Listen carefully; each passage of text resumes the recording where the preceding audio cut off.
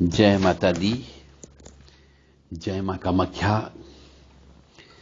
मनुष्यों के ऊपर तंत्र हो जाता है, जैसा कि मैं कहता हूं, तो जिंदगी बर्बाद हो जाती है।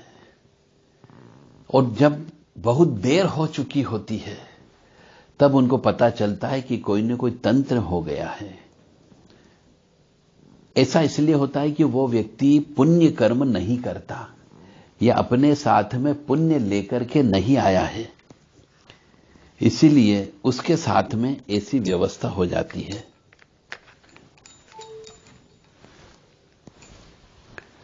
तो मनुष्य को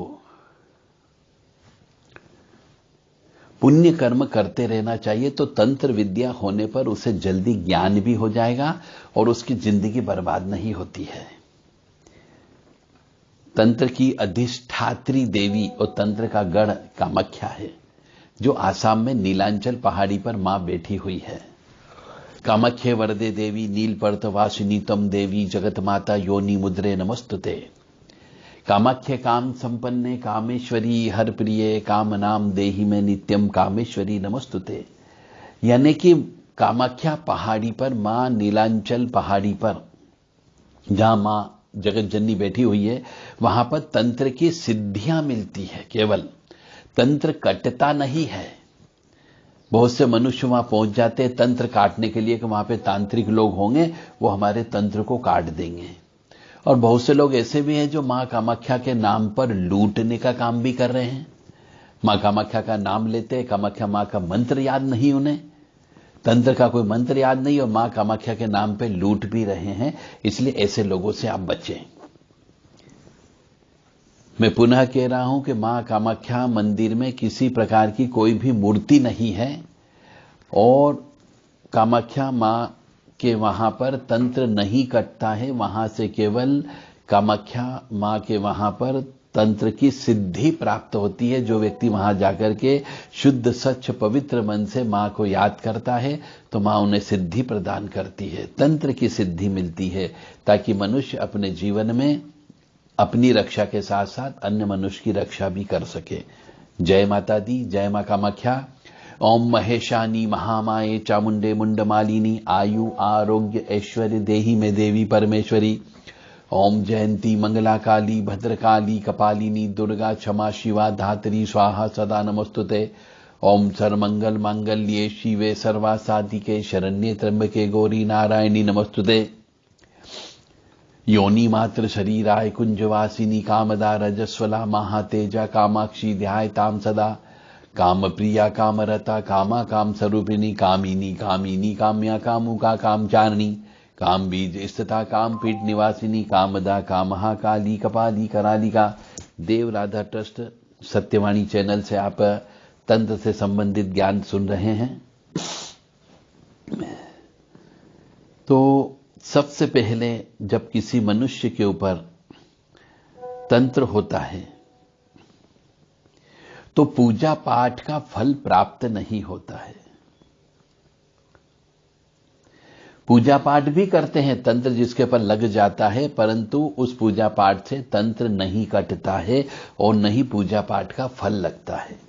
हर हमेशा इस बात का गांठ बांध लीजिए आप कि जिसके ऊपर भी तांत्रिक क्रिया हो जाती है, तांत्रिक क्रिया का मतलब प्रेत भेज दिया जाता है, चुड़ैल भेज दी जाती है, डाकन भेज दी जाती है, चौकी चला दी जाती है, मुठ चला दी जाती है, गंदी चीज खिला पिला दी जाती है, या कोई भी ऐसी तंत्र विद्या कर दी जाती है जिससे मस्तिष्क खराब हो जाता है और व्यक्ति का व्यक्तित्व भी खराब हो जाता है। तो ऐसे समय पर मनुष्य यदि पूजा पाठ खुद करता है, चाहे वो हनुमान चालीसा का पाठ करे, चाहे बजरंग बाण का पाठ करे, चाहे वो देवी देवता की उपासना करे, ये सब कुछ भी काम नहीं आती है। क्योंकि जब तक तंत्र नहीं हटता है, पूजा पाठ का फल आपको प्राप्त होता ही नहीं है। तो इसके लिए सबसे पहले किसी अच्छे तांत्रिक से मिलकर के आपके ऊपर की जो तंत्र बाधा है, प्रेत बाधा है, ऊपरी बाधा है, चौकी लगी हुई है, हाथ बंधन कर दिया है, शादी का बंधन कर दिया, इन सबको काटना पड़ता है। तो पूजा पाठ करते करते कई साल हो जाए पर व्यक्ति ठीक नहीं होता है। और तंत्र जब हो जाता है तो व्यक्ति को पता भी नहीं चलता, बहुत पहले से ही तंत्र हो जाता है। जो तंत्र करने वाले होते हैं, जैसे एक लड़की है, उसका तंत्र को करना है तो उसकी शादी रोक दी जाती है। अब उसकी शादी रोक दी जाती है तो उसके जो पहने हुए अंग वस्त्र होते हैं उनसे शादी रोकी जाती है। तो लड़कियों को ये चाहिए कि अपने अंग वस्त्रों को इस तरीके से सुखाए कि वो इधर उधर उड़ ना जाए और उन पर ध्यान रखे कि कोई व्यक्ति उनको चोरी ना कर ले। अधिकतर स्त्रियों के गर्भ को भी रोक दिया जाता है, गर्भ का बंधन कर दिया जाता है कि बच्चे पैदा नहीं हो, विवाह नहीं हो, इसके लिए उनके अंग वस्त्रों का प्रयोग किया जाता है। तो जितनी भी माता बहनें हैं, स्त्रियां हैं, उन्हें चाहिए कि अपने अंग वस्त्रों को छुपा करके सुखाना चाहिए और ध्यान रखना चाहिए कि वो अंग वस्त्र गायब तो नहीं हो गए हैं। और जब तंत्र विद्या हो जाती है तो दिमाग काम करना बंद कर देता है, इस वजह से पढ़ाई लिखाई भी रुक जाती है। और अधिकतर देखा गया कि घर परिवार के अंदर जो भाभियां आ जाती है बहुत जल्दी, यानी बड़े भाई की वजह से, बड़े भाई की शादी होने के बाद में, तो वह भाभियां भी किसी न किसी तांत्रिक के चक्कर में रहती हो तो वो अपने यहां पे आने वाली नंदों के ऊपर तंत्र विद्या करवा देती है। तो जो छोटी उम्र की ननदें होती है उनके ऊपर, जैसे 16 साल 18 साल की होती है, तो उनके ऊपर से उस उम्र में ही उनके ऊपर तंत्र विद्या हो जाती है।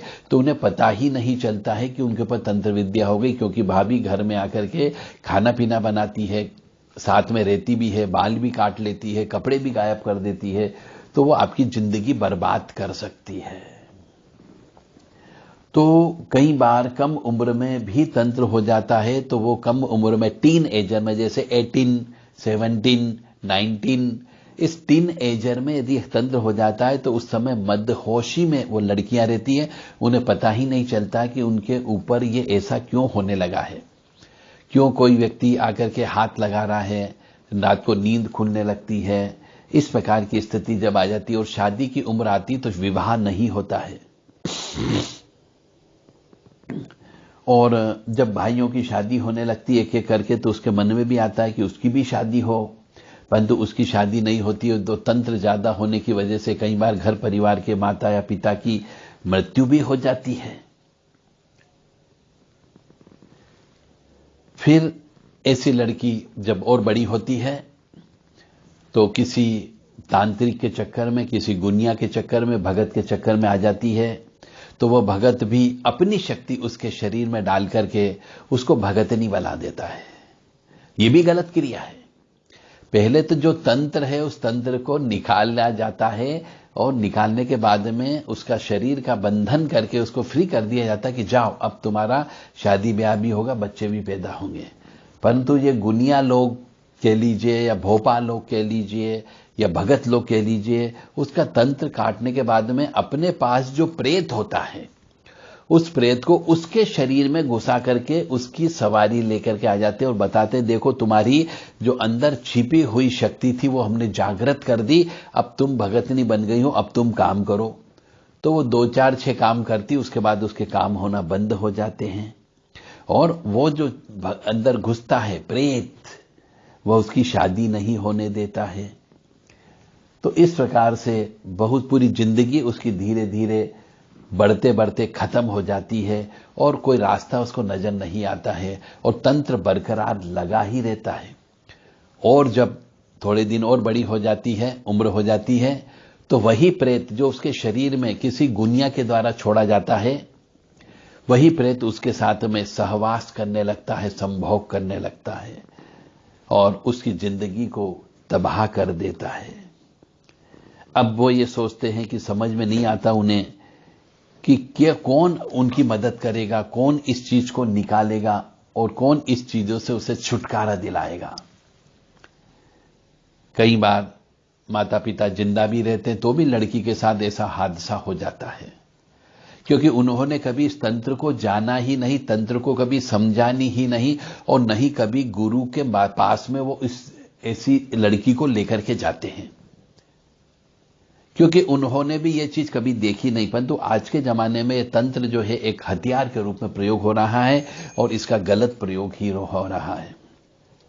तो सबसे पहले तो उसका दिमाग खराब किया जाता है, उसकी पढ़ाई लिखाई को रोक दिया जाता है, फिर उसके ऊपर प्रेत बाधा डाल दी जाती है, उसके विवाह को रोक दिया जाता है और फिर घर परिवार के सदस्यों में बिखराव उत्पन्न कर दिया जाता है, फिर जिंदगी बर्बाद हो जाती है। इसलिए यदि किसी भी मनुष्य को समय पर यदि विवाह नहीं हो, पढ़ाई लिखाई में अच्छा होने के बावजूद भी यदि वो पास नहीं हो, परीक्षा देने नहीं जा पाता हो या फिर पढ़ाई रुक जाती हो, तो समझ जाओ कहीं न कहीं पर ऊपरी बाधा लग गई है। क्योंकि आज के जमाने में स्कूल कॉलेज सब अच्छे से हैं, हर कोई व्यक्ति जाकर के पढ़ाई लिखाई कर सकता है, परंतु यदि कोई बच्चा या कोई बच्ची पढ़ाई लिखाई नहीं करे, दिमाग काम नहीं करे, पढ़ने के बाद उसको याद नहीं रहे, तो समझ जाओ उसके ऊपर कुछ न कुछ ऊपरी बाधा अवश्य लग गई है। उसका इलाज आपको कराना चाहिए। यदि समय रहते किसी लड़की का या लड़के का विवाह नहीं होता हो, तो समझ जाओ शादी ब्याह का बंधन कर दिया गया है। तो उसके लिए भी आपको किसी न किसी से संपर्क करना होगा। यदि विवाह हो जाए और 2-4 साल के अंदर अंदर पति पत्नी की सहमति होने के बावजूद भी यदि बच्चे पैदा नहीं हो, तो समझो कोख बांध दी गई है। यानी कि आपका शरीर तो ठीक होगा, मशीन आपकी ठीक होगी, परंतु डॉक्टर तो यही कहेगा कि आपका शरीर ठीक है, मशीन ठीक है, सब कुछ ठीक है, इन्वेस्टिगेशन रिपोर्ट सब सही आएगी, परंतु फिर भी आपके यहां बच्चे पैदा नहीं होते हैं। तो उसका वजह होती है कि कोख को या गर्भ को बांध दिया जाता है। आप समझने का प्रयास करिएगा। और यदि किसी के साथ में इस प्रकार की घटना जो हमने बताई है घटित होती है, तो वो देव राधा ट्रस्ट से संपर्क कर सकता है। कोख को खोला जा सकता है, गर्भ के बंधन को काटा जा सकता है। यदि किसी की शादी बांधी गई तो वो खोली जा सकती है। और यदि किसी के ऊपर प्रेत बाधा है और गलत शक्ति आकर के गलत हरकत करती है, तो उसे भी शरीर से दूर किया जा सकता है, बशर्ते कि आपका सहयोग होना चाहिए, आप में यह ज्ञान होना चाहिए कि हां वास्तव में हमें ठीक होना है, तो आपका इलाज संभव है। 100% गारंटी के साथ इलाज होगा।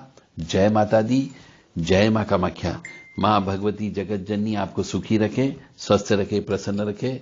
और भगवान से हम प्रार्थना करेंगे कि किसी के ऊपर भी कोई भी तंत्र बाधा न हो, और हो तो उसके पुण्य इतने हो कि वो बहुत जल्दी किसी ऐसे व्यक्ति के पास पहुंच जाए कि उसकी तंत्र बाधा कट जाए। ऐसे उसे गुनिया मिल जाए, ऐसा भगत मिल जाए, ऐसा कोई भोपा मिल जाए जो उसकी तंत्र बाधा को काट सके। जय माता दी, जय मां कामाख्या। इस कार्य के लिए आपको पुण्य कर्म करना होता है। इसलिए कहते हैं अपने माता पिता को और दादा के द्वारा अपने बच्चों को हमेशा पुण्य कैसे होता है यह सिखाना चाहिए। दान धर्म करते हुए सिखाना चाहिए कि मंदिरों में दान क्यों देना चाहिए, पंडितों को दान क्यों देना चाहिए, भिखारियों को दान क्यों देना चाहिए, पानी की प्याऊ गर्मी में क्यों लगाना चाहिए, और अमावस्या पर अन्न का बंटवारा, अन्न का वितरण क्यों करना चाहिए, खिचड़ी क्यों बांटी जानी चाहिए, वस्त्र का दान क्यों करना चाहिए। यह अवश्य सिखाना चाहिए माता पिता को। यदि नहीं सिखाते हैं और नहीं करते हैं तो उनका कर्म फूटा हुआ होता है, उनका भाग्य फूटा हुआ होता है, उन्हें कष्ट तो भोगना ही भोगना पड़ता है। जय माता दी, जय मां कामाख्या। इसलिए दान करें, पुण्य करें और व्यक्तियों की सेवा करें, मदद करें। शायद किसी की दुआ आपके लिए काम आ जाए।